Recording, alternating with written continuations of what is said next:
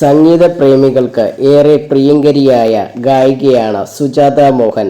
1975 tourist ബംഗ്ലാവ് എന്ന ചിത്രത്തിലൂടെയാണ് പിന്നണി ഗാനരംഗത്തേക്ക് സുജാത തന്റെ സാന്നിധ്യം അറിയിച്ചത്. മലയാളത്തിനു പുറമെ തമിഴ്, തെലുങ്ക്, കന്നഡ, ഹിന്ദി ഭാഷകളിൽ 2000-ലധികം പാട്ടുകൾ സുജാത പാടിയിട്ടുണ്ട്. കേരള, തമിഴ്നാട് സംസ്ഥാന അവാർഡുകളും സുജാതയെ തേടിയെത്തിയിട്ടുണ്ട്. ഇപ്പോൾ എങ്ങനെയാണ് സംഗീത ലോകത്തേക്ക് താൻ വന്നത് എന്നും പങ്കാളിയായ മോഹനെക്കുറിച്ചും സംസാരിക്കുകയാണ് സുജാത മോഹൻ. പേർലി മാണി ഷോയിൽ സംസാരിക്കുകയായിരുന്നു ഗായിക. ദാസേട്ടൻ ഒരു സ്ഥലത്തു നിന്നും എന്റെ പാട്ട് കേട്ടു. എന്നെ ദാസേട്ടന്റെ കൂടെ പാടാൻ വിളിച്ചു. അതിനു മുമ്പ് ഞാൻ കലാഭവനിലെ അംഗമായിരുന്നു. അത് കഴിഞ്ഞ് ഞാൻ പാടാൻ തുടങ്ങിയിരുന്നു. പക്ഷേ അപ്പോഴൊന്നും ഞാൻ എന്നെ പ്രൊഫഷണൽ സിംഗറായി പറയില്ല.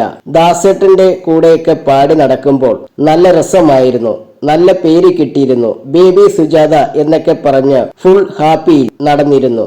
പക്ഷേ ഞാൻ എന്നെ പാട്ടുകാരി എന്ന് കണ്ടു തുടങ്ങിയത് എന്റെ കല്യാണത്തിന് ശേഷം ഒരു ഗ്യാപ്പ് കഴിഞ്ഞ് വന്നപ്പോഴാണ്. ഇതാണ് എന്റെ ലൈൻ എന്ന് ഞാൻ തീരുമാനിച്ചത്. കാരണം നമുക്ക് വരുന്ന ആള് നീ പാടണ്ട എന്ന് പറഞ്ഞ് വീട്ടിലിരുന്നാൽ അതോടെ കഴിഞ്ഞു പാട്ട്.